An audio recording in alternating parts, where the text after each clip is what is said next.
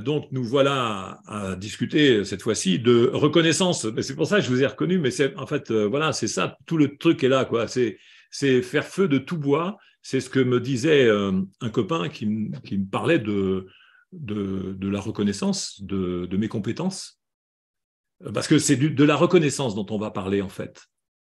Alors, je vois qu'il y a quelqu'un que je connais qui est en train de venir sur notre interface, là. Alors, comme je la connais, eh ben, je l'ai reconnue. Donc, c'est Brigitte. Brigitte elle n'a pas besoin de reconnaissance. Hein. Si, non. Si, mais il y a des gens comme ça qui ont besoin plus que d'autres de reconnaissance. Mais je ne peux pas vous dire le nombre de personnes qui ont besoin de reconnaissance, d'être reconnues. J'écoutais tout récemment une discussion de Nicolas Sarkozy. Vous savez, c'était l'ancien président de la République qui était là, comme ça vous le reconnaissez, peut-être que je fais ce tic-là. Hein. Non, voilà, il y a des signes de reconnaissance. Et donc, cet ancien président de la République parlait de son identité. Et il disait que c'est par son identité qu'il se sentait reconnu. Et qu'il ne pouvait pas changer d'identité. Oh là, je me suis dit, là, il a produit un morceau de vidéo vraiment sur le fatalisme fonctionnel. Vous savez, parce qu'en fait, il avait été épinglé parce qu'il avait il avait insulté, on ne va pas revenir dessus encore une fois, hein, il avait insulté un gars qui était dans un salon et il avait insulté copieusement. Et donc après, il avait regretté et puis il a pris conscience, mais plus tard, qu'en fait, c'était pas comme ça qu'il faisait respecter la fonction présidentielle. En tout cas, c'est pas comme ça qu'il pensait qu'elle devait être reconnue. Ah, voilà, donc c'est toujours intéressant l'idée de la reconnaissance. Hein. Donc pour vous parler de ce sujet, j'ai chauffé un peu la scène hein, parce que il faut faire venir les personnes. Jean-Bruno, il sait ce que c'est parce que lui, quand il chauffe la scène, d'abord, il fait la musique, c'est vraiment l'entrée en matière, et puis après, il met les paroles. Donc c'est comme ça, on chauffe la scène, et puis les gens arrivent. Et quand on a suffisamment de personnes qui sont là, on se sent reconnu. Hein. Ah ben c'est vrai que la reconnaissance, c'est un peu partout quand même. Moi, je trouve que c'est une thématique, une préoccupation qui est fondamentale dans les relations humaines. Pourquoi? Parce qu'il y a quelque chose qui est là, qui est la conscience. Si on n'a pas de conscience, on s'en fout de la reconnaissance. Regardez un ver de terre, il ne va pas vous faire le reproche de ne pas être reconnu. Vous pouvez l'appeler par un prénom, hein, ver de terre, etc. Vous l'appelez Lucien, par exemple. Hein, excusez-moi, les Luciens. Mais bon, voilà, si vous vous sentez reconnu, c'est quand même dommage. Regardez bien que le ver de terre, il s'en fiche. Mais par contre, vous avez vu un chien, un chat, ils aiment bien être reconnus. Un instant de reconnaissance. Ça veut dire que ces êtres-là qui nous occupent l'espace aussi, qui laissent les poils un peu partout, sur le canapé, sur les chaises, et puis sur les bureaux aussi, hein, puis sur les vêtements et tout, bon ça va, ils ont besoin de reconnaissance. Donc, s'ils ont besoin de reconnaissance, c'est qu'ils ont un grain de conscience. Reconnaissance, conscience, ça va avec. Alors, c'est vrai que c'est quelque chose que, comme disait Jérôme tout à l'heure, là, je vais lui faire un message de reconnaissance, mais ça ne se passe jamais comme je l'ai écrit. Hein. Parce qu'en fait, on prépare nos émissions, et puis là, j'aurais dû dire, pour commencer, pour vous parler de ce sujet, Jérôme et moi, et Jean-Bruno, nous avons convenu d'une discussion sur l'état de mes réflexions. Et vous allez découvrir ce qui fait la reconnaissance, ce que fait la reconnaissance, et dans la médiation professionnelle, dans le contexte de la résolution de conflits, ceux qui font la reconnaissance. C'est donc le triptyque de l'ingénierie relationnelle, les 3 CQF. Alors, la reconnaissance, c'est une notion et une pratique très large, et la polysémie est au rendez-vous. Mais il y a une personne qui me pose une question sur... Mais nous allons vous apporter la technicité de la reconnaissance. Et pour que les choses soient claires, il faut bien situer notre propos. Les jeux de mots étant souvent au rendez-vous, je fais un saut rapide sur l'étymologie. Le mot a sa source dans l'indo-européen. Il s'agit de revenir sur quelque chose qui est censé être su. Oui, on peut dire qu'en bref, la reconnaissance n'est pas à confondre avec la considération et la bienveillance. Elle n'est pas une posture d'allégeance et de docilité. Elle ne joue pas sur le registre de l'empathie. Elle n'est pas une pratique de servitude, ce n'est pas non plus une question de dette ou d'endettement. Cette reconnaissance-là est une affaire de business avec l'argent des autres. C'est le jeu de la banque et des usuriers. Alors, la reconnaissance dont nous allons vous parler peut transformer votre vie intime, personnelle et relationnelle. Vous pourrez l'appliquer dans votre vie sociale et professionnelle, dans votre relation à vous-même et avec votre conjoint et vos enfants. Vous pourrez en donner à vos collègues et aux personnes qui travaillent avec vous. Vous ne serez pas accusé d'overdoser les personnes de reconnaissance. C'est un excellent remède contre le harcèlement. Et oui, vous avez vu, le harcèlement, ça vous dit quelque chose. C'était le thème de la JIMP, la Journée internationale de la médiation professionnelle, qui a été pilotée par Edith et savamment aussi co-animée par un bel aréopage de médiateurs professionnels. Et donc, je peux vous dire que par rapport à la reconnaissance, quand même, pour la définition de la reconnaissance, ben, ça se bouscule en fait. Pour définir ce qu'est la reconnaissance, c'est pas facile. Vous avez vu toutes les thématiques qui vont là-dessus. Ça s'appelle une polysémie. Alors, ça fait du bien au vocabulaire, non, tout de suite. Non, parce que je vois des personnes qui prennent des notes comme ça, mais je me dis, ben voilà, ça fait du bien quand même. Tu te dis, ben ouais, là, j'apprends quelque chose quand même. Oh. J'apprends pas seulement à me dire que je vais faire de la reconnaissance auprès des autres. J'engrange du vocabulaire et vous allez voir que c'est pas fini. Vous allez en engranger. Parce que les contraires de la reconnaissance, par exemple, eh bien, c'est ça qui fait la richesse d'un sujet, c'est qu'on le regarde, on va le définir, mais moi j'aime bien définir les choses par ce qu'elles ne sont pas. Ça, c'était une vieille habitude d'un théologien qui m'avait raconté le truc, qui m'avait dit, tu sais, c'est vrai qu'on ne pourra jamais définir ce qui est Dieu, le mieux c'est de dire ce qui ne l'est pas. Comme ça, au moins, on pourrait glisser des certitudes dans la tête des ignorants et des crédules. Ah, il dit, c'est quand même t'es fin, toi, pour la reconnaissance des personnes. Donc, c'est vrai que le thème de la reconnaissance à l'envers, eh ben, c'est l'ingratitude. L'ingratitude, la contestation, le désaveu. Désavouer quelque chose. Non, ça je ne le reconnais pas, c'est pas moi. Tiens, il y a quelqu'un qui s'est senti reconnu là, par le téléphone. Tout à l'heure, c'est mon truc qui se déclenche. Bon, il y a toujours quelqu'un qui a besoin de se faire remarquer. C'est une manière de se sentir reconnu. Et quand on ne le remarque pas, parfois, il ne se sent pas reconnu. Eh bien oui, c'est comme ça. La dénégation, la négation, c'est fait partie des contraires de la reconnaissance. Et donc, le manque ou l'absence d'identification. Ouais, ce que tu dis, c'est qu'entre l'idée d'une dette, par exemple, ou un aveu, la reconnaissance d'un droit, un droit de vote, par exemple, la reconnaissance de la légitimité d'une proclamation, celle d'un État, par exemple, celle de la participation à la procréation, une rencontre dans la rue, on retrouve l'usage du terme de reconnaissance avec la mise en place de signes de reconnaissance aussi, comme des médaillons, des tatouages, des gestes de reconnaissance, le marquage d'un lieu de rendez-vous, la reconnaissance aussi vocale, l'identité vocale et le caractère, la reconnaissance du caractère d'une personne. Bon, on voit arriver tout de suite de loin la notion d'identité qui ne peut pas être écartée dans la pratique de la reconnaissance. Mais ce n'est pas sans conséquence et nous allons y revenir avec une mise en garde plus tard. Oui, et oui, plus tard, nous allons y revenir parce que c'est quelque chose d'important. Parce que voilà, la reconnaissance d'être dans une relation d'allégeance, eh bien, c'est apporter à autrui un retour sur ce qu'il est. Tu vois, là, quand on fait de la reconnaissance, c'est ça, c'est qu'il y a des comportements où on dit soyez reconnaissant, c'est-à-dire soyez courbé, pas courbé comme le journaliste, quoique, mais courbé comme le disait un certain Étienne de la Boétie. Les gens à genoux. Eh bien, les gens à genoux, ben, c'est ça, c'est l'allégeance. Ils sont reconnaissants d'être dirigés, d'être gouvernés. On doit être reconnaissant à celui qui commande. C'est quand même pas rien. C'est le côté du paternalisme, en fait. L'enfant doit être reconnaissant aux parents. Sinon, eh ben on dit, mais quel ingrat celui-là! Hein, vous voyez, c'est ça la reconnaissance. Et c'est une exigence, en fait. Il y a une exigence relationnelle dans la reconnaissance. Et donc, on cherche à voir ce qui doit être reconnu parce qu'on aurait apporté quelque chose à quelqu'un.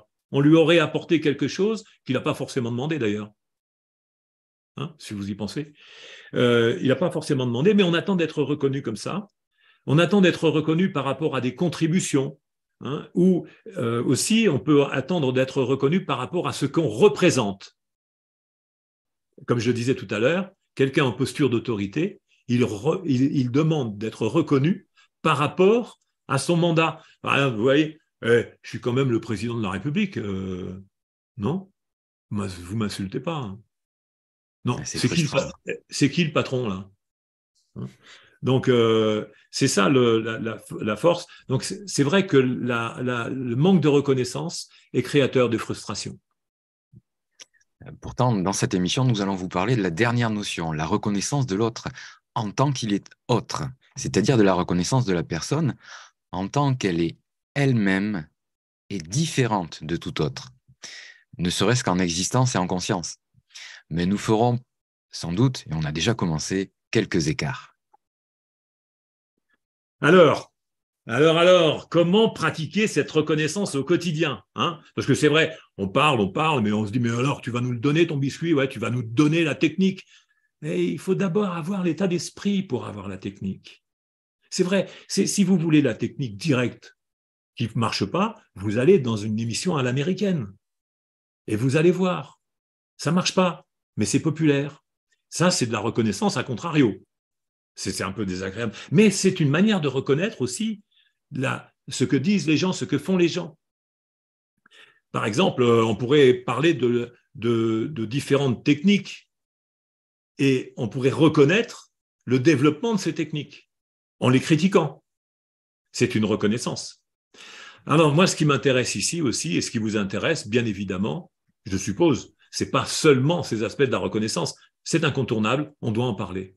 Mais c'est principalement comment elle va être pratiquée dans la médiation professionnelle. Alors disons-le clairement, la reconnaissance participe de la qualité relationnelle. Comme vous l'avez compris, elle ouvre la voie vers l'altérité. Oui, je dirais même qu'elle comporte des invariants dont l'intensité seule peut lui donner un caractère incomplet dans les relations quotidiennes, tandis qu'il n'y a pas de heurts relationnels, c'est-à-dire de blessures affectives, d'ego qui surgit, de sentiments de dévalorisation ou de mésestime de soi vis-à-vis de l'autre ou de l'autre vis-à-vis de soi. La reconnaissance peut se pratiquer avec des règles très personnelles, passant par des propos pouvant paraître agressifs parfois pour toute personne extérieure à l'exclusivité relationnelle entre les deux personnes. Par exemple, elle peut se pratiquer avec des formules « Hé gros !» Oui, c'est vrai.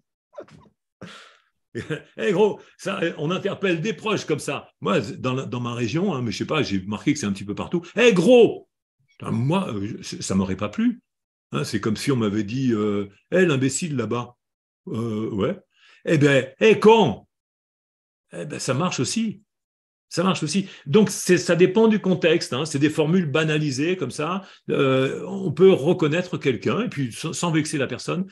Tout dépend du contexte, de l'environnement et des personnes parce que la formulation elle-même, le choix sémantique, n'est pas forcément significatif. Comme par exemple, il y a des gens qui disent bon, je vais passer les mots d'insulte parce que ce n'est pas mon moment. Mais vous pouvez entendre des insultes, vous, et puis dire, moi, on me dirait ça, ça me vexerait. Et puis les personnes rigolent. Vous voyez, la formulation de la reconnaissance, c'est quand même quelque chose qui est très, très particulier et qui peut être très spécifique et qui peut appartenir à des fonctionnements relationnels. Moi, on va quand même insister et ouvrir dans tout ça la voie sur la médiation professionnelle.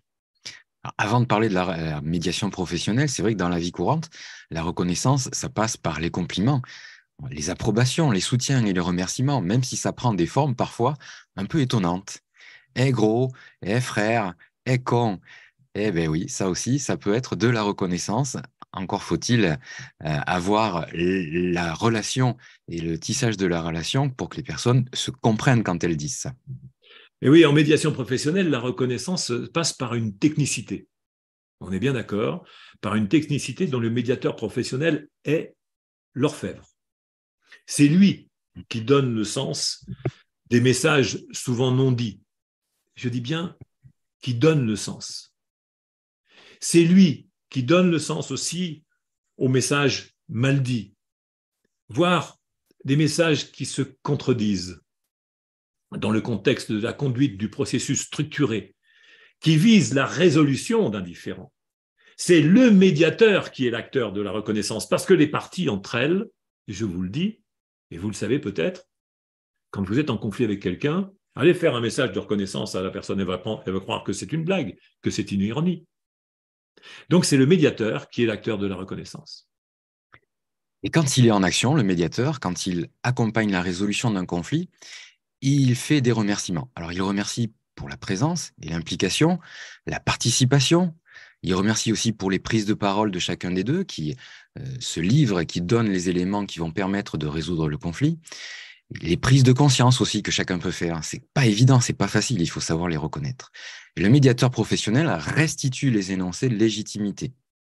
Il restitue aussi le constat des limites et les affirmations ou possibilités de contribution.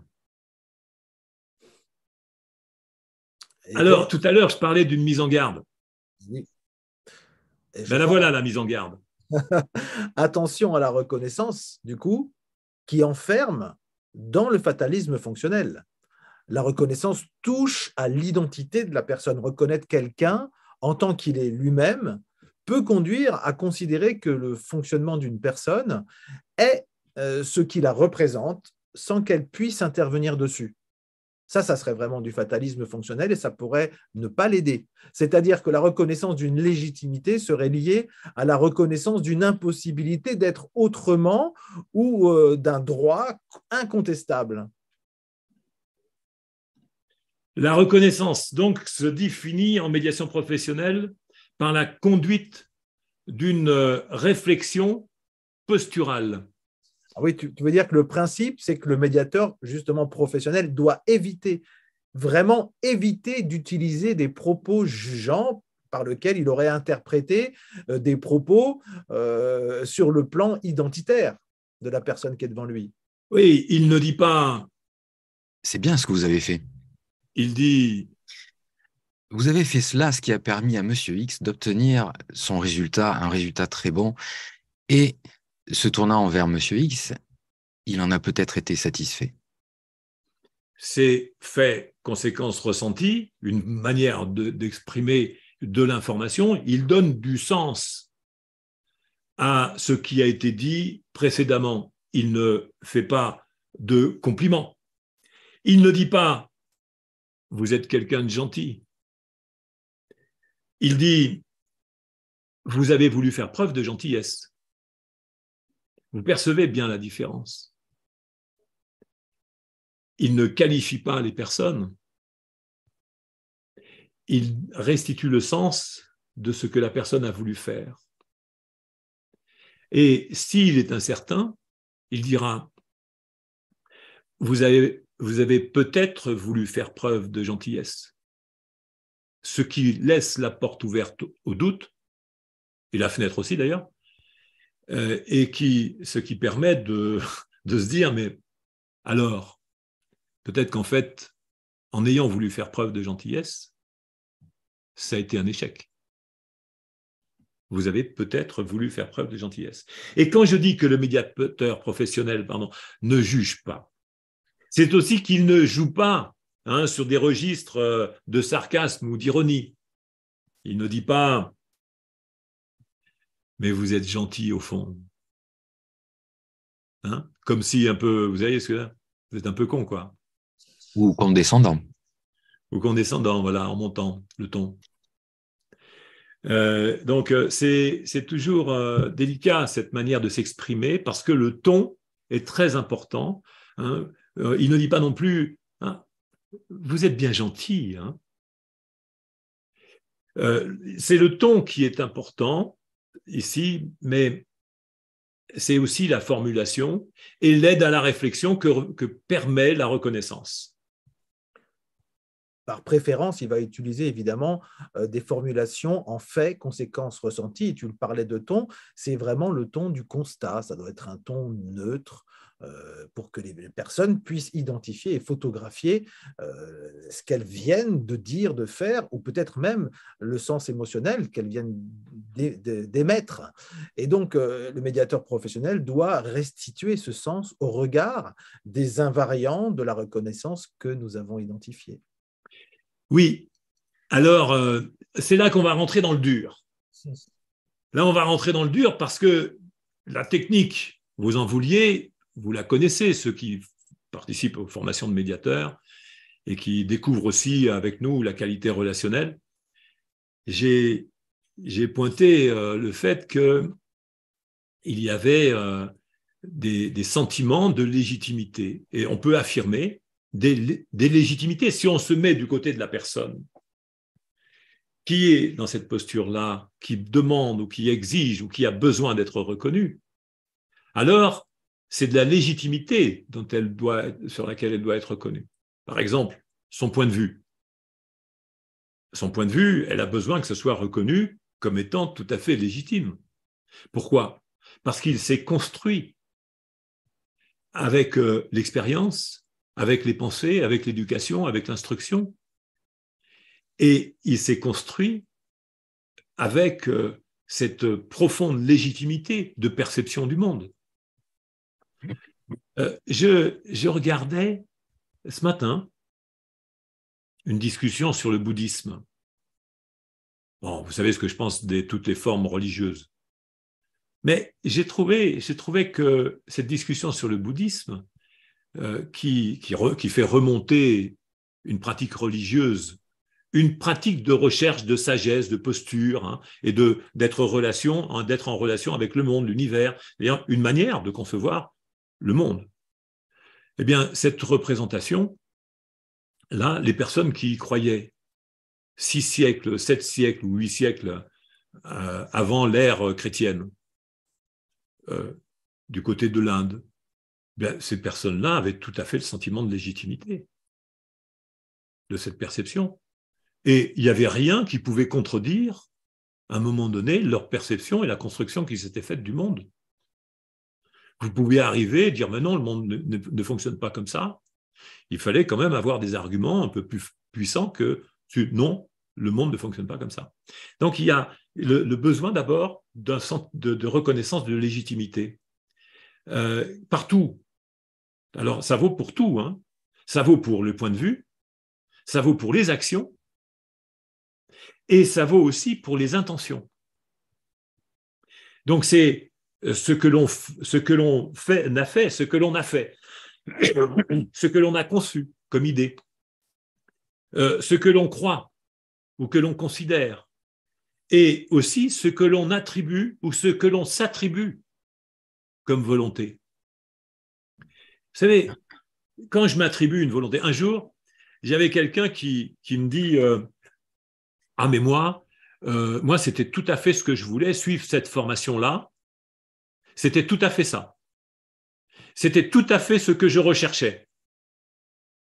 Mais je lui dis, mais comment tu peux savoir que c'était tout à fait ce que tu recherchais, puisqu'en fait, tu ne savais pas ce qu'il y avait dans la formation et que tu m'as dit tout à l'heure que tu avais découvert des choses dans la formation. Ah oui, mais c'était tout à fait ce que je recherchais. Et c'était ma recherche, ma volonté, mon aspiration. Je dis, mais comment tu peux le savoir ? Alors, cette discussion-là, elle portait sur quelque chose qui était son intentionnalité de faire une découverte et de restructurer sa pensée. Mais il était en difficulté pour pouvoir l'exprimer. Donc, vous voyez, la première chose de la reconnaissance des légitimités, il y en a 3 légitimités, légitimité de point de vue, légitimité d'action, légitimité d'intention, elles permettent d'aider les personnes déjà aussi à structurer leur pensée, à structurer leur expression. Et c'est la première des choses que l'on va faire, mais ce n'est pas tout. Hein. Alors on peut peut-être donner un exemple qui va être tiré de ce que l'on vient de vivre. Alors Jean-Louis, tu as digressé, c'était important pour toi de le faire. tu as considéré que c'était l'action que tu devais mener à ce moment-là. Peut-être pour que les autres comprennent ce que sont les légitimités et la reconnaissance des légitimités. Et je t'en remercie. Alors, reconnaître les limites, c'est par voie de conséquence, c'est la deuxième chose. Parce que tout à l'heure, j'ai dit reconnaître les légitimités. Maintenant, je veux dire, il y a un deuxième aspect de la reconnaissance. C'est la reconnaissance des limites de chacun. C'est la reconnaissance des limites de chacun. C'est par exemple les limites de compétences, qui passent par la reconnaissance de la maladresse. Vous voyez, si je reconnais la maladresse à quelqu'un, c'est que je lui reconnais aussi les limites de compétences. Et il y a également l'autre aspect qui se met en parallèle, c'est l'ignorance. Je ne sais pas. Il y a des choses que je ne sais pas. La discussion, une petite digression, la discussion que j'avais eue avec une adolescente à un moment donné sur le fait de savoir, elle me dit, mais les choses que je sais, moi, hein, je sais, je comprends tout. Hein. Je lui dis, mais comment tu fais pour tout comprendre? Ben, elle me dit, ben, c'est simple, je sais. Hein. Ben, je lui dis, mais tu sais où est l'Australie, par exemple? Ben oui, hein, je sais, hein, c'est de l'autre côté de la Terre. Hein. Ah oui, c'est de l'autre côté de la Terre à partir d'ici. Mais tu le sais depuis quand que l'Australie existe? Et là, elle a été surprise. Parce qu'en fait, elle a compris qu'elle avait acquis une connaissance et qu'elle ne savait pas. Que le savoir, ce n'est pas quelque chose qui était constant. C'est quelque chose qui s'apprenait. Ça peut paraître bizarre de dire ça, de dire que le savoir, ça s'apprend. Mais tant qu'on ne sait pas, eh bien, on est ignorant. Elle a compris qu'elle avait passé toute une période de sa vie sans savoir. Et je lui dis à ce moment-là, ben, tu sais, tu vas faire une découverte, c'est qu'il y a plein de choses que maintenant tu ne sais pas, que tu ne sais pas. Et ça va être quelque chose, ça va être constant dans ta vie. Jusqu'à la fin, et tu auras toujours des choses que tu n'auras jamais su, que tu n'as pas su. Essayez de conjuguer ce verbe-là. Hein, il y a des choses que je ne sais pas, que je ne sais pas. Il y a des choses que je ne savais pas, que je ne savais pas. Et il y a des choses que je ne saurais jamais, que je ne saurais jamais et que je n'ai jamais su. Essayez-le. Vous allez voir. Vous allez voir que l'ignorance, c'est quand même quelque chose de fort. Et on est dirigé par des gens qui sont vraiment ignorants, hein, et qui ne s'en rendent pas compte. Alors, je voudrais dire aussi que le troisième aspect des limites à reconnaître chez une personne, après avoir reconnu la maladresse, après avoir reconnu l'ignorance, eh bien, c'est la confusion identitaire. Et là, c'est le gros paquet quand même. Si tu veux, Jérôme, je t'ai pris un peu de ton expression, mais sur la confusion identitaire, c'est quand même pas rien d'être héritier d'une culture qui nous fait croire que l'autre est un autre moi-même. On a cette culture qui est imprégnée. Par exemple, tout récemment, j'ai discuté avec Annie, ma sœur, de la journée internationale de la fraternité. Et je n'ai pas pu m'empêcher de lui dire, mais tu sais, en réalité, tu sais bien qu'on est dans une fratrie tous les deux, où on a deux frères de sang que l'on n'a jamais fréquentés. Et quand on les a rencontrés, on a vu qu'on ne pouvait pas communiquer avec eux.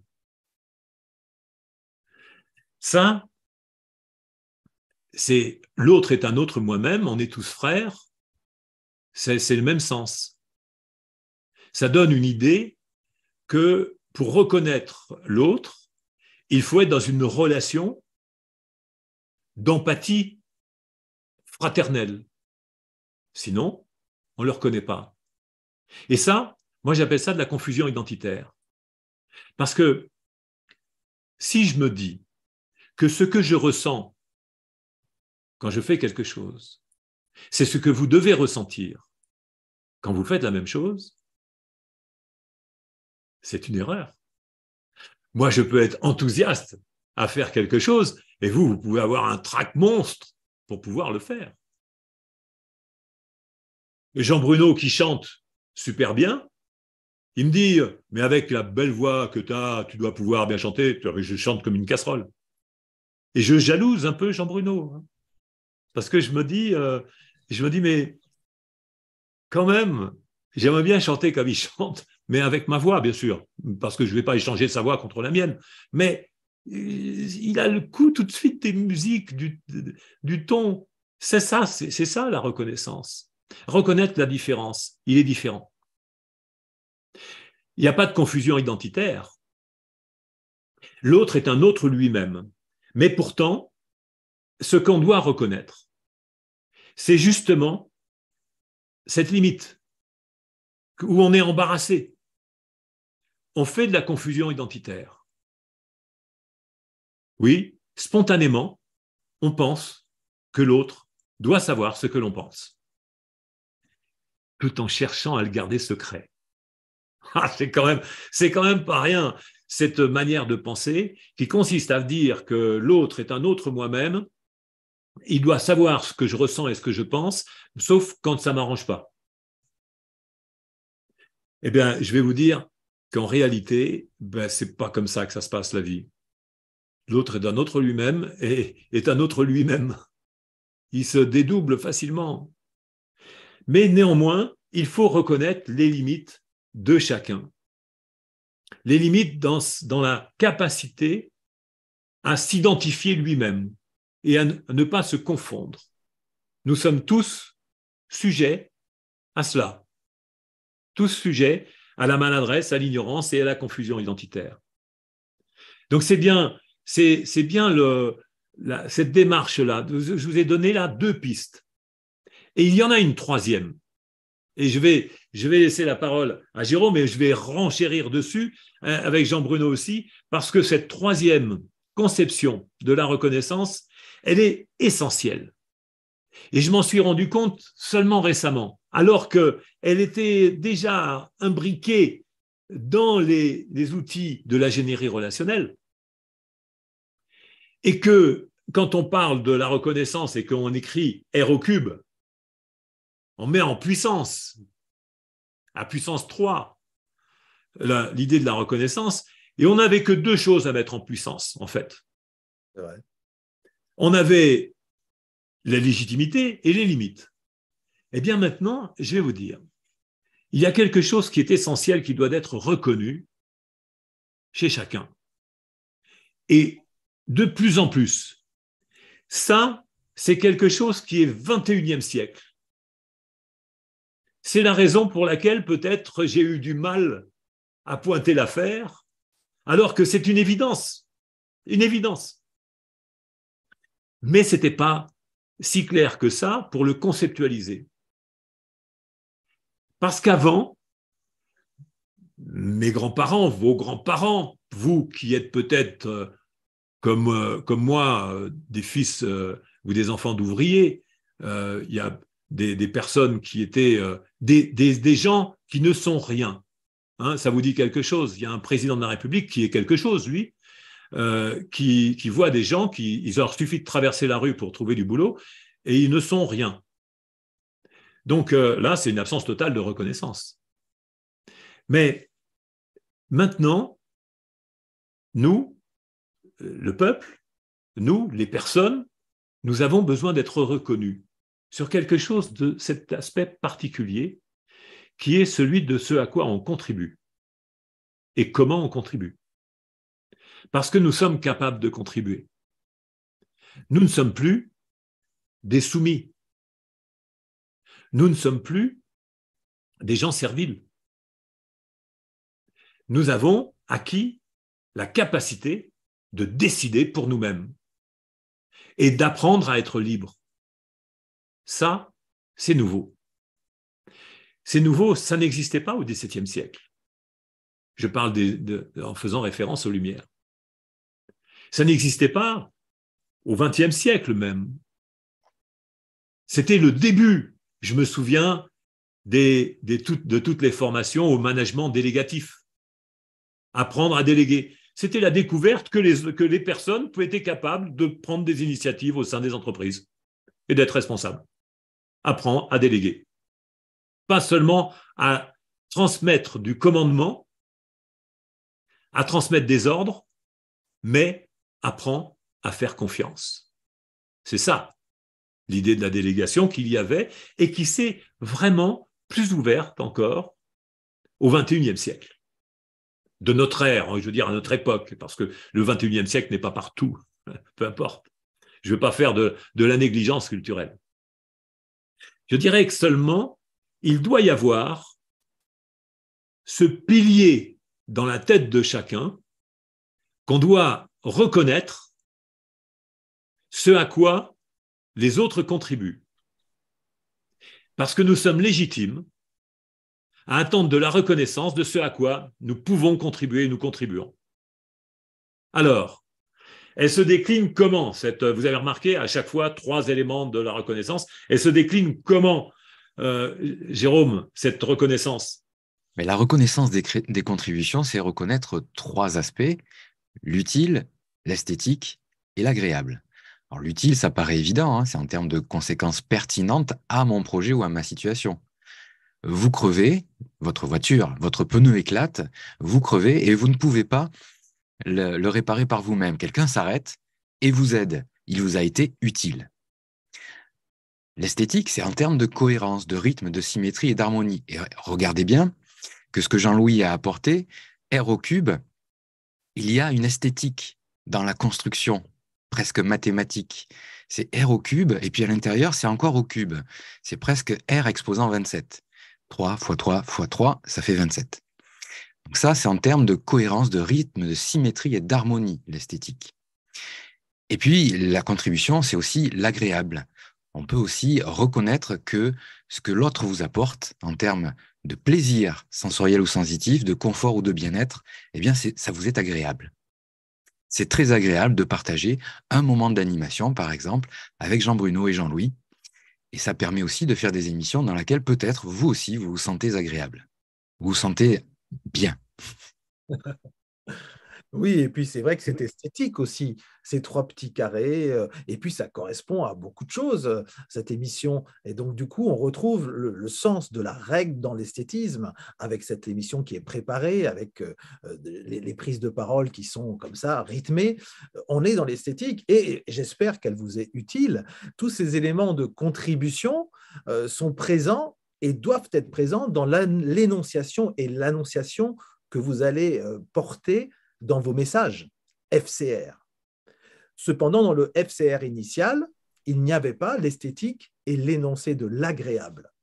Il faut les mettre d'une autre manière. L'esthétique est parfois absente et l'agréable est parfois limité à l'expression d'une terminologie centrée uniquement sur les ressentis. Mais pour resynthétiser tout ça, on peut dans ce FCR et dans cette 3e contribution, reconnaissance, revoir que la première légitimité, la légitimité des points de vue. Chacun a son point de vue et c'est cette légitimité de point de vue qui va entraîner quoi? Qui va entraîner nos pics, qui va entraîner nos prêts d'intention, nos interprétations, nos jugements parfois, et parfois cette dynamique de contrainte. Et parallèlement, notre légitimité d'action va entraîner quoi? Eh bien, justement, elle va entraîner ce qui manquait, cette reconnaissance de ce qui a été utile. La dernière fois, Jean-Louis, quand tu es venu me chercher à l'aéroport, j'y ai pas pensé.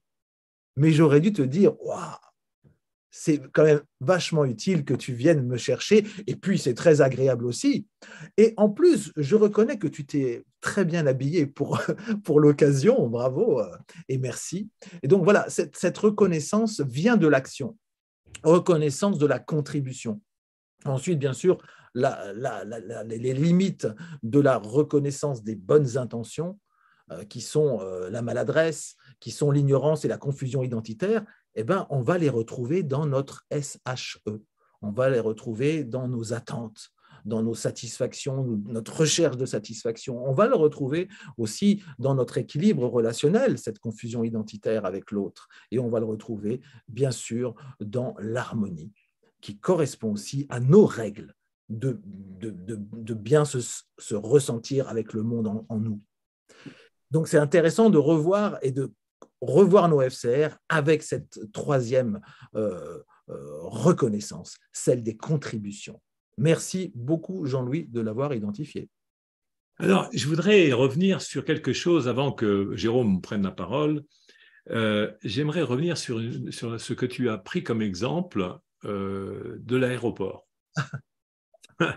Ça a fait la discussion parce que, mais comment vérifier qu'il peut y avoir un message de reconnaissance? Alors, je redis bien une chose. Nous sommes en train de parler de la profession de médiateur. Nous sommes en train de parler de la manière dont les médiateurs peuvent faire de la reconnaissance aux personnes au cours de la médiation. C'est-à-dire que le médiateur va donner du sens à quelque chose qu'une personne dit, qu'elle a fait, et il va pouvoir énoncer et restituer le sens en termes de esthétique, utilité, agréable. Dans l'ordre, dans le désordre, peu importe. Peu importe si c'en est qu'un. Par exemple, deux personnes sont en conflit et l'un dit « mais quand même, quand je suis allé te chercher à l'aéroport, là, tu ne me faisais pas de reproche, tu ne m'as pas dit que j'étais absent à mon boulot. » Hein, deux personnes qui travaillent ensemble. Ça t'a bien arrangé. Et donc, qu'est-ce qui est en train de se passer? Le médiateur, lui, entend cette colère, entend ce manque de reconnaissance, cette frustration de reconnaissance. Et il peut vouloir dire, en fait, la personne est embarrassée en face. Elle dit, oui, mais ça, c'est rien, ça n'a rien à voir avec le sujet. Et le médiateur va quand même poser à ce moment-là un message de reconnaissance. Parce qu'il entend la frustration de la personne et il entend la dénégation de l'autre, qui lui ne veut pas faire cette reconnaissance parce qu'il la trouve inappropriée et hors sujet. Il n'a peut-être pas vu. Hors sujet. Et donc, Jean-Bruno, je vais revenir sur ce que tu as dit tout à l'heure, mais sois patient. Un petit instant. C'est hors sujet. Et le médiateur doit prendre ce hors sujet et dire à la personne, ce que vous êtes en train de dire, c'est que vous avez fait quelque chose pour être agréable à votre collègue et de ça, ben vous en êtes resté sans rien d'autre, sans que ça soit remarqué.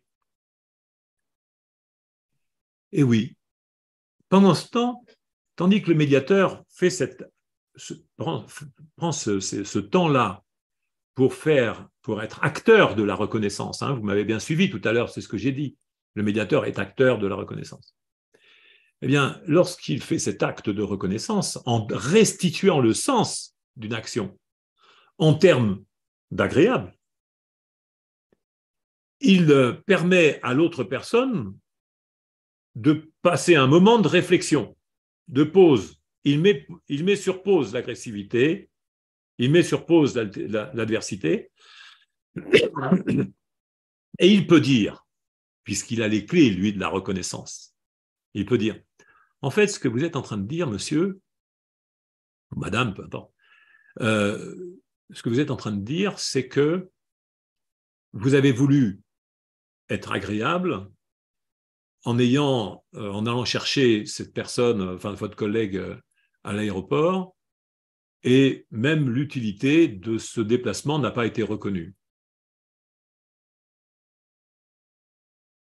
Alors, vous voyez, là, il y a deux aspects qu'il faut bien pouvoir identifier quand on est médiateur. Est-ce que c'est de l'utilité? Est-ce que c'est de l'agréable? Est-ce que c'est de l'esthétique?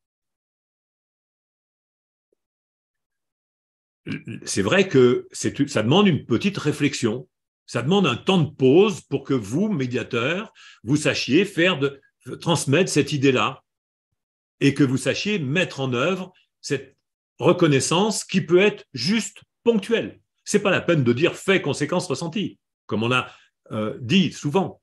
C'est un outil de la construction d'un message de reconnaissance, mais vous pouvez seulement indiquer aux personnes l'utilité, l'agréable et l'esthétique. Alors maintenant, je reviens pour mon ami Jean Bruno, qui était venu chez moi il n'y a pas longtemps, que je suis allé effectivement chercher à l'aéroport. Et dites-vous bien une chose, c'est que je ne me suis pas habillé, il a fait son message pour le construire comme ça, je ne me suis pas habillé en dimanche, hein, comme si j'allais à la messe. Vous avez compris que je n'y vais jamais. Mais donc, je ne me suis pas habillé en dimanche pour ça. J'y suis allé comme d'habitude. En revanche, j'ai réfléchi à savoir pourquoi j'allais le chercher à l'aéroport. C'est 1 heure de chez moi à l'aéroport. Et j'ai pensé à mes amis africains qui, quand je vais à Abidjan, eh bien, ils sont là. Ils sont là. Il leur faut à peu près 1 heure aussi pour venir à l'aéroport. Et je me suis dit quand même, ils sont géniaux ces mecs-là. Parce que c'est vrai que ça fait plaisir. Ça fait plaisir quand ils sont là et tout. Toute une tribu, ça, ils viennent, et ils attendent. Ça veut dire qu'ils attendent. Et puis, ce n'est pas des gens qui font rien, pour dire. C'est des gens qui bossent. Mais ils prennent le temps de venir. Alors, je me suis dit, Jean-Bruno me dit, il m'envoie un texto, il me dit, je suis en retard, je prends 1 heure de retard, etc. Bon, c'est vrai que ça commençait à tirer les yeux quand même. Mais je me suis dit, ça va lui faire plaisir.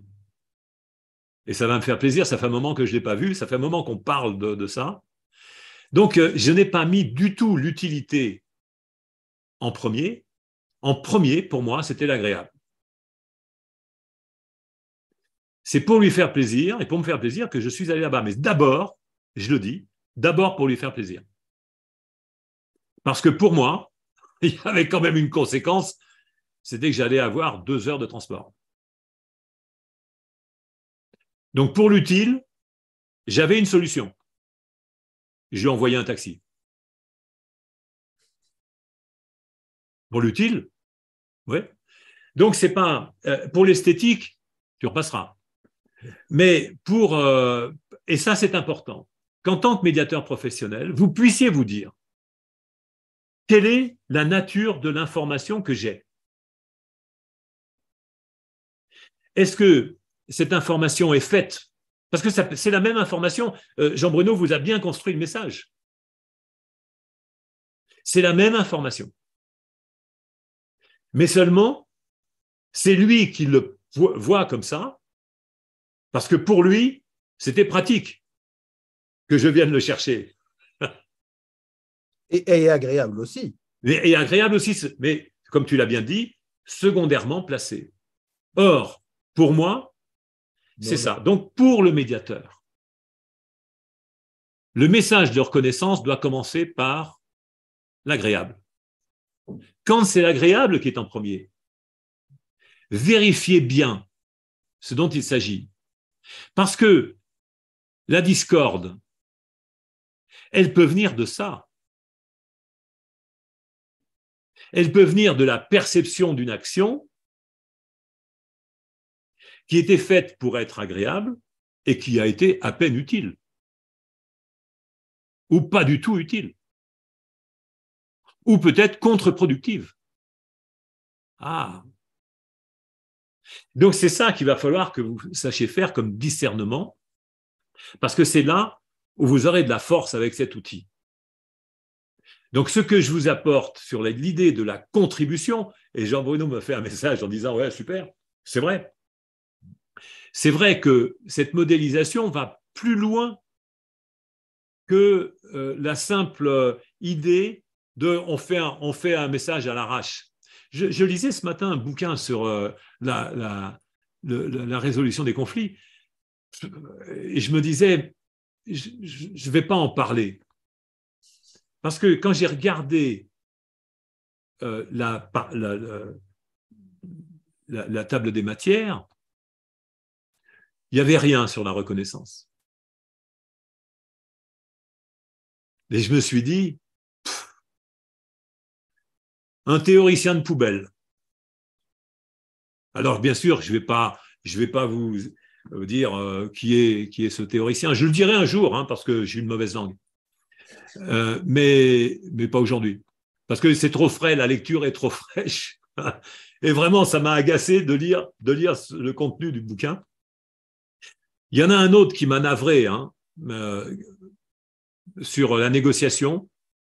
Peut-on négocier avec le diable? Alors celui-là, je le dis, je ne le recommande pas du tout.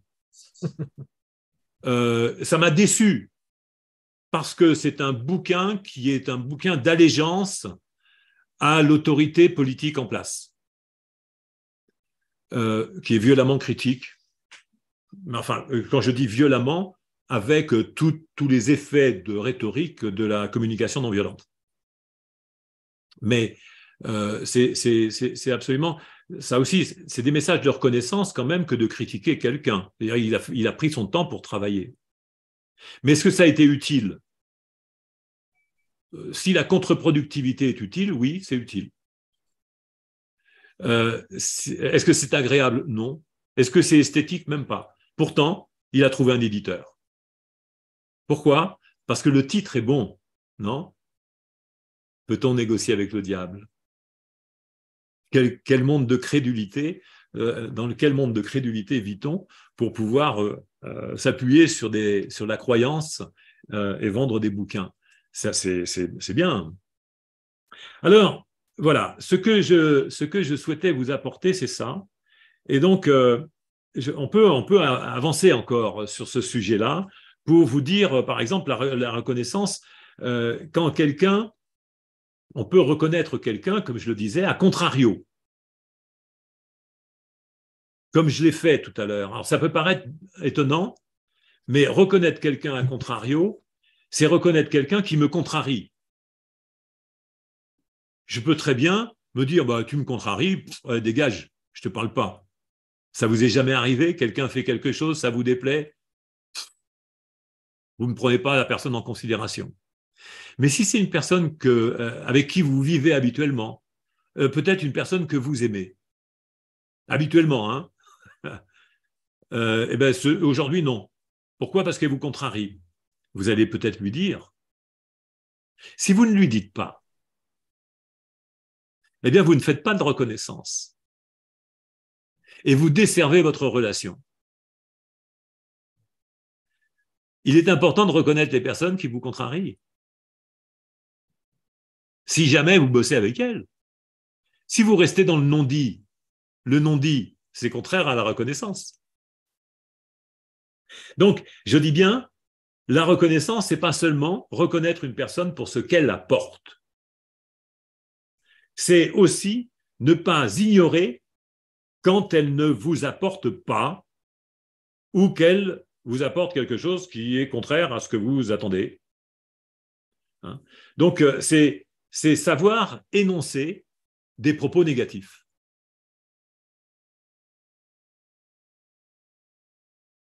Donc, par exemple, ce que vous dites, c'est que vous n'aviez pas les compétences pour faire ça. Le médiateur peut très bien faire une restitution sur un manque. Donc, et aussi faire le lien entre le manque et la contre-productivité. Ça permet à chacun de mieux comprendre. Vous n'aviez pas les compétences, peut-être pas les connaissances, pour que vous puissiez vous affirmer sans vraiment savoir ce qu'il en était. Et maintenant, vous avez compris et vous avez pris conscience. Donc, c'est là où, en fait, on peut commencer à travailler sur l'utilité ou la contre-productivité, l'agréable et le désagréable, l'esthétique et l'absence d'esthétique. Quelle est la nature de la contribution ou la contribution manquée? Et vous voyez que vous faites le lien complexe avec l'ignorance, avec la maladresse, avec la légitimité de point de vue. Ça se mêle tout ça pour pouvoir faire des messages je dirais, de qualité, pour pouvoir promouvoir la qualité relationnelle. Alors, vous avez su créer une ambiance plaisante, et vous vous dites que tout le monde a vite été à l'aise. Ça, c'est plus facile de dire ça à quelqu'un.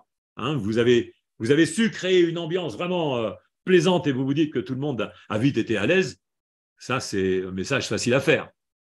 Mais un message qui serait moins facile à faire, c'est par exemple… Suite à votre intervention, des personnes ont manifesté de l'agacement alors que l'événement visait la création d'un bon climat relationnel. Pourtant, vous avez refusé une formation de perfectionnement. C'est beaucoup moins simple à dire et à énoncer. Eh oui, la question c'est après, faut-il tout reconnaître chez l'autre pour que la relation soit de qualité? Est-ce qu'on doit vraiment tout reconnaître?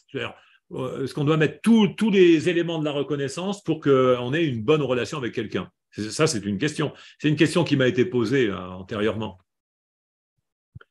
Mais je dirais que cette question, ça intéresse deux contextes. Le contexte de la médiation professionnelle et celui de la vie quotidienne. Il faut différencier. J'ai dit, moi, je m'adresse principalement aux médiateurs professionnels. Il y a des techniques qui s'adressent à papa et maman. Par exemple, la CNV, c'est ça. Si vous voulez faire de la CNV, c'est papa, maman, les relations de proximité, ça marche très bien. Mais maintenant, pour faire de la médiation et faire de la résolution de conflits, c'est vrai qu'il faut de la méthodologie.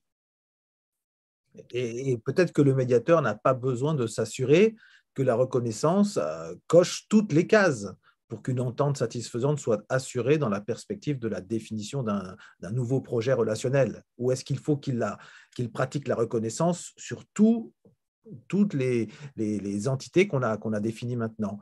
Il faut qu'il pratique la reconnaissance, en tout cas, au moment où il en a l'opportunité, selon ce qu'il constate comme possibilité de reconnaître.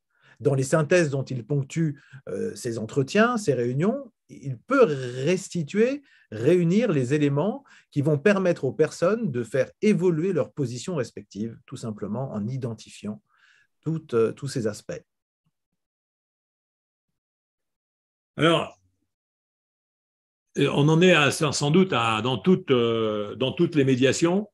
On en est là, dans toutes les médiations, le médiateur a au moins une occasion pour faire une restitution de reconnaissance. Au moins. C'est-à-dire, si vous me dites, oui, mais dans cette médiation que j'ai pilotée, que j'ai conduite, dans l'entretien, je n'ai pas eu l'occasion pas une fois, de faire un message de reconnaissance. Non, je ne veux pas. Revenez en formation. C'est sûr. Parce que là, je veux dire, c'est quand même problématique. C'est que soit vous êtes vraiment pas, vous étiez pas là, soit vous n'étiez pas là.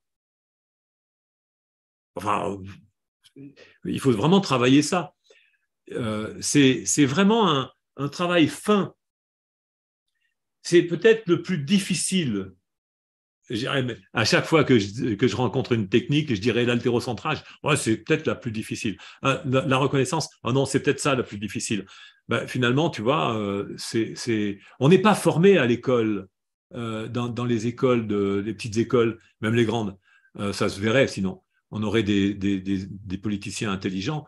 Mais c'est vrai que la reconnaissance, elle n'est pas du tout enseignée. Pas du tout. C'est le compliment qui est enseigné. Comme je le disais, c'est pas du tout pareil. C'est la bienveillance, c'est pas de la reconnaissance, tout ça. Donc, il faut vraiment affiner ce travail de reconnaissance dans toutes les médiations. Vous avez l'occasion, en tant que médiateur, au moins une fois, je le répète, au moins une fois, mais moi, c'est au moins une fois tous les quarts d'heure, de faire un message de reconnaissance. C'est-à-dire que déjà, quand vous dites aux personnes je vous remercie d'être venu à l'heure à notre rendez-vous, c'est bien, faites ça. Merci, je vous remercie d'être venu, d'être ponctuel à notre rendez-vous. Pourquoi? Vous me direz, oui, mais c'est normal que les gens soient ponctuels. Oui, c'est normal. C'est normal aussi que vous mangiez, par exemple, quand vous avez faim. Et c'est normal aussi que ce n'est pas vous qui préparez le repas. Ben, c'est peut-être un message de reconnaissance sympa, hein, c'est agréable lorsque tu m'apportes, lorsque tu me fais le repas. Et c'est utile aussi. Hein. Ah. En premier agréable, en deuxième utile, ou en premier utile, en deuxième agréable. Ça dépend qui. C'est vrai, hein. Ça dépend qui. Et puis parfois, c'est esthétique. C'est vrai, c'est sympa, hein. Donc, des messages de reconnaissance, c'est tout le temps, dans la vie quotidienne, mais dans l'espace de médiation, et je vous dis, ça commence par un message de reconnaissance, de l'utile et de l'agréable, la personne qui est ponctuelle. Et ouais. Bon, pour l'esthétique, on repassera. On verra ça plus tard. Peut-être qu'il n'y en aura pas. Parce que c'est difficile, quand je parle de l'esthétique, de l'harmonisation des relations, des représentations. Jérôme avait bien montré ce que c'était que la notion d'esthétique. Hein. C'est pas forcément directement le beau en termes de ce qu'on aime, qui est beau. L'esthétique, c'est quelque chose qui est harmonieux. Ça peut être sonore, ça peut être visuel, ça peut être sensitif, olfactif, gustatif. Il y a différentes connotations de l'esthétique. Alors, vous avez au moins une fois l'opportunité d'utiliser ce type de tournure de phrase, hein, Jérôme, hein, ce type de tournure de phrase.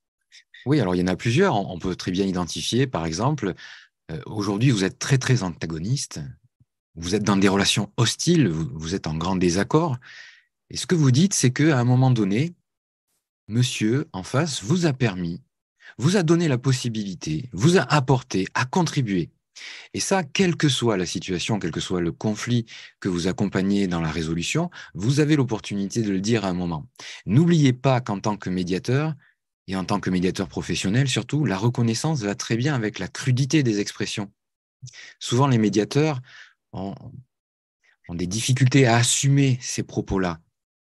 Et pourtant, cherchez à amortir vos restitutions de sens ou expressions altérocentrées avec des euphémismes est créateur d'ambiguïté.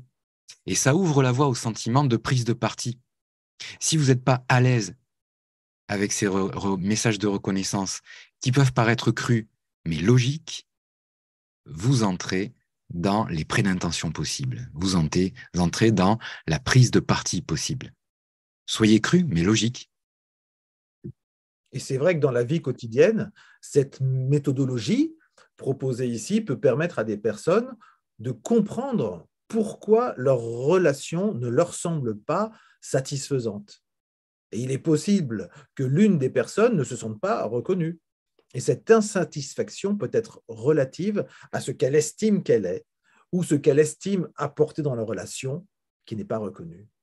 En établissant ce constat, il est alors possible d'élaborer des messages en conséquence où chacun peut se trouver en difficulté pour prononcer les mots adéquats. Et c'est bien alors qu'il existe une matière pour dialoguer sur ces questions et pour que le médiateur, justement, puisse, encore une fois, élargir la conscience et la compréhension de ce qui se passe en interrelation dans chacune des personnes. Alors, on arrive sur la fin de notre propos sur la reconnaissance. On a fait un sacré cheminement. Hein. Et donc, vous avez vu que, en bref, hein, R au cube. Moi, j'aime bien cette idée d'avoir mis des formules comme ça pour montrer qu'en fait, ça peut être un enseignement rationnel. Mais ce n'est pas parce que c'est rationnel que c'est quelque chose qui est déshumanisé.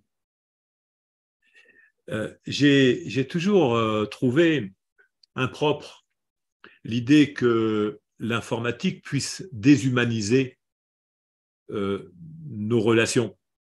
Regardez, nous sommes dans un univers numérique et nous faisons de l'humanité. Nous faisons mieux que ce que nous avons pu faire jusqu'à maintenant. On peut communiquer sur toute la francophonie, sur toute la planète. Donc, non, le numérique ne déshumanise pas, c'est l'utilisation que l'on fait de tout qui fait qu'on crée une absence de qualité de communication. regardez, ce que nous recherchons ici, avec cette émission, c'est à vous transmettre des connaissances, des compétences, des réflexions et des outils. Ça, on le fait tous les mercredis. Et c'est vrai que je vois qu'il est difficile de franchir le cap d'un public où il y aurait des milliers de vues, des milliers de personnes qui viendraient ici et qui s'intéresseraient à nos sujets. C'est que on pourrait se dire, mais finalement, ça correspond qu'à un certain type de personnes. Alors, de là à franchir le pas en se disant, il y a une élite. Non, ce n'est pas une élite. C'est un certain type de personnes qui s'intéressent à ça et qui s'intéressent à faire progresser la réflexion et à sortir des sentiers battus de la réflexion sur les relations humaines. C'est vrai qu'à partir du moment où on dit il y a une possibilité de formuler, au sens de formule, de formuler les relations humaines en donnant de la rationalité à tout ce qui est l'émotivité, l'émotionnalité, ça surprend. Pourtant, c'est ce que vous trouverez sur cette chaîne, c'est ce que vous trouverez sur cette formation, et toutes les personnes qui le découvrent ne s'en plaignent pas, parce que ça leur permet de structurer leur pensée, et ils s'aperçoivent que la pensée de Descartes, qui consistait à dire une méthode pour bien conduire sa raison, ça voulait dire une méthode pour structurer sa pensée. Et ça veut dire aussi, aujourd'hui, en tant que médiateur, c'est apprenez une méthode pour aider les autres à structurer leur pensée. C'est ça, notre travail, et avec la reconnaissance, c'est ce que nous vous proposons. On vous propose ça, et je vous dis, c'est avec plaisir que nous partageons, vous avez vu notre enthousiasme à chacun de partager ces moments-là. Vous retrouverez notamment cette vidéo sur le parcours original que nous sommes en train de concevoir pour le e-learning de la médiation professionnelle. Je l'annonce là parce que je suis presque arrivé à la fin de la création du parcours. Je dis presque arrivé parce qu'il me reste encore 2 modules à faire, enfin 2 petits modules. C'est des modules avec une dizaine de pages. Donc on utilise pour ça 360 degrés learning, qui est absolument 360 learning, qui est absolument formidable comme système. Et donc, on a 1 an de formation à la médiation professionnelle qu'on ouvrira à 20 € par mois. L'idée, c'est de faire en sorte que les personnes viennent et puissent s'abonner à quelque chose comme moins cher que d'une salle de sport. Mais elles auront 1 demi-heure de travail par semaine. Ce n'est pas beaucoup, mais vous verrez que ce n'est pas beaucoup, mais c'est quand même très original. C'est du lourd. Parfois, ça va changer. Vous le savez bien, vous qui avez suivi la formation en présentiel, que déjà, ça chahute. Alors, la différence, c'est que là, ça sera en e-learning. Mais nous aurons comme ça la possibilité de dialoguer avec tout le monde, d'ouvrir des possibles. Des personnes qui ne voudront pas suivre la formation en présentiel, qui voudront juste s'initier, elles pourront bosser. Des personnes qui auront fait la formation en e-learning pourront venir après en présentiel pour pouvoir avoir le CAPEM. Parce que ce n'est pas avec cette formation de théorie, avec plein d'exemples. Il y a plein d'exemples, des vidéos, des exercices, il y a tout. Il y a vraiment, c'est du lourd en termes de contenu. Il a fallu 4 ans pour en arriver là. Donc, vous pouvez vous dire que c'est un travail de fou, de fou et de plaisant, quelque chose de très plaisant qui va être utile. Et je crois que même c'est assez esthétique. Donc, ce qui me frustrerait beaucoup, pour tout vous dire, c'est que je n'ai pas des messages comme ça sur le propos, parce que ça, on a passé beaucoup de temps. Et donc, chacun, sans s'en rendre compte parfois, a contribué à ça. Et vous voyez, aujourd'hui, vous avez cette vidéo qui sera coupée sur la partie où je fais ce commentaire. Mais voilà, il va y avoir cette instrumentation. Et cette vidéo, elle aura été utile pour partager ce que c'est que la reconnaissance, en tout cas son élaboration. Et vous savez, ce qu'il y a d'assez étonnant aussi, pendant des années, j'allais en Martinique faire des formations à la médiation professionnelle, puisque j'ai formé les premiers médiateurs professionnels en Martinique, enfin même les premiers médiateurs en Martinique, médiateurs judiciaires. Et donc, à chaque fois, je disais à Annie, ma sœur, je lui disais, tu sais, là, je crois que c'est fini, je ne peux pas trouver autre chose comme concept pour faire évoluer ce que j'ai développé. C'est fini. Là, c'est bon. Eh bien, vous voyez, sur la reconnaissance, je n'aurais pas cru que j'avais oublié quelque chose. Eh bien, encore une fois, je crois bien que j'ai encore oublié plein de trucs. Il y a plein de trucs que je ne sais pas. Et le problème que j'ai, c'est que j'en ai un doute sur ce que je risque de ne jamais savoir, ce que je ne saurai jamais. Ça, c'est embarrassant. Je vous souhaite de bons apprentissages, de bonnes découvertes, de vous éclater dans la vie. N'oubliez pas de boire un coup à ma santé. Moi, je le ferai à la mienne et peut-être aussi à la vôtre. Jérôme, Jean-Bruno, Viviane, Brigitte, Jésus, Hermine, Dominique et puis les autres. Salut à tout le monde. Merci et à la prochaine fois. La semaine prochaine, nous recevrons mon ami Patrick Arzel sur les incivilités notamment, et sur son témoignage, parce que c'est un ancien du GIGN, je crois, je ne me souviens plus, en tout cas de la gendarmerie nationale, en tout cas un négociateur, qui maintenant est devenu médiateur professionnel. Il fait plein de choses absolument originales. Il travaille sur l'hypnose notamment. Il travaille sur tellement d'outils performant et que je partage parce que moi-même j'avais travaillé aussi sur l'hypnose et donc je vois bien qu'il y a des choses qui sont performantes. La technicité, il intervient sur des conflits également en groupe. Il est en Bretagne du côté de Brest et nous aurons le plaisir donc la semaine prochaine de recevoir Patrick Arzel qui a écrit un bouquin sur les incivilités, comme ça, je le dis comme ça. Je ne sais pas s'il est encore tiré, mais en tout cas il a écrit un bouquin que j'avais préfacé. Ouais, je peux lui faire de la pub. Bon, au plaisir. Donc, la semaine prochaine, Jérôme, je te donne la parole. Merci à toutes et à tous. À la semaine prochaine, mercredi, 12h30.